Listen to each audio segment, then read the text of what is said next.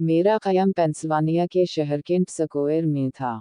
मुझे वहाँ पर एक आमीन में मदऊ किया गया।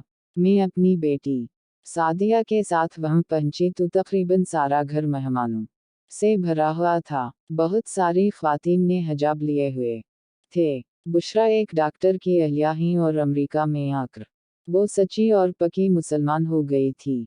उसने अपने बच्चों की तरबियत बिल्कुल पाकिस्तान लिहाज से की थी, बल्कि यूं कहना ज़रूरी समझती हूँ कि पाकिस्तान से भी बेहतर। तीनों बच्चों को बाकायदगी के साथ कुरान पढ़वाया था। ये उसका छोटा बेटा था। उसकी उम्र 10 साल की थी।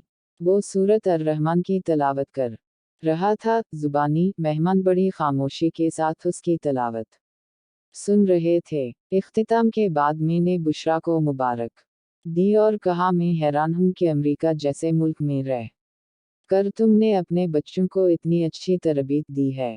दुनिया भी तालीम के साथ साथ तुमने उनको इस्लाम से भी आगाही करवा दी है। वाकई दूसरे मलकों में रहकर मुश्किल तो होता है, मगर सीधे रास्ते पर चलना चाहें तो खुदा भी उनकी मदद करता है और लाख शैतान गुमराही की तरफ गामजन करे, मगर अल्लाह उस बंदे का भरपूर साथ देता है। अल्लाह हर शख्स की शहर के करीब है और बंदों की नियतों को जानता है। वो मेरी बातों से महजूज हो रही थी।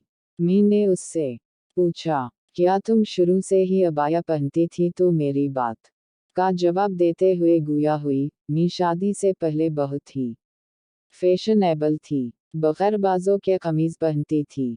शादी के बाद मियां के साथ अमेरिका आ गई थी, क्योंकि मेरे मियां डॉक्टरी का कोर्स करने के लिए आए थे और मुझे भी साथ आना पड़ा। रेफर एजेंसी के बाद उनको यहाँ अस्पताल में मुलाजमत मिल गई और मैंने फ़हरिस्त के वक्त ऑनलाइन फरहत हाशमी का दर्स सुनना शुरू किया। उनकी बातें मेरे दिल पर इतनी असर कर गईं और मैंने तहिया कर लिया कि बच्चों को इस्लामी तालीम ज़रूर दिलवाऊंगी। और मैंने हिजाब लेना शुरू कर दिया। मेरे मियां को कोई एतराज़ नहीं था और खुदा ने मेरी मदद की और बच्चे बड़े शौक से कुरान पढ़ने लगे। आज वो माशा अल्लाह तीनों कुरान पढ़ चुके हैं और साथ साथ यहाँ की तालीम भी हासिल कर रहे हैं। अब अल्लाह से इल्तिजा करती हूँ कि आइंदा जिंदगी में सिरात मुस्तकीम पर चलीं। उसकी बात से मैंने जवाब दिया, इंशाअल्लाह खुदा तुम्हारी मदद करेगा। फिर वो दूसरे मेहमानों के पास चली गई।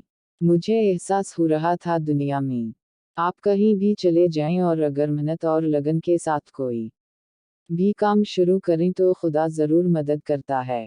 मुल्क जितना भी आज़ाद हो, मगर घर की तालीम को नज़रअंदाज नहीं किया जा सकता, क्योंकि एक बच्चा जब पैदा होता है तो उसका ज़हन एक कोरे कागज़ की तरह होता है, कोई नक्श विंगार नहीं होते।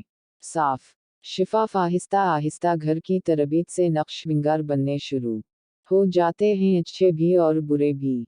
बच्चे को कहा जाता है कि झूठ बोलना बहुत बुरी बात है और वालिदैन हर बात पर बार बार झूठ बोलते हैं तो उसका नन्हा साज़हन उनकी बात पर अमल करने से कासिर हो जाता है। बच्चे को तालीम दी नहीं जाती, बल्कि वो अपने घर के माहौल से तालीम हासिल कर लेता है, अच्छी भी और बुरी भी।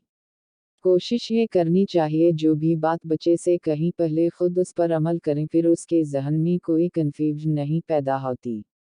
नेक औलाद बड़ी हो जाती है तो वालिदैन सिक्का सांस लेते हैं और खुदा नख्वास्ता अगर तरबियत में कमी रह जाए तो वालिदैन को बुढ़ापे में बहुत सी तकलीफ़ों का सामना करना पड़ता है। आखिर में ये ज़रूर कहूँगी, खुदा अपने बच्चों को अच्छी तरबियत दी ताकि वो अपने वालिदैन और मुल्क का नाम रोशन कर सकें। मज़ीद ऐसी ही सच्ची कहानियों के लिए चैनल को सब्सक्राइब करें और वीडियो को लाइक करना न भूलें।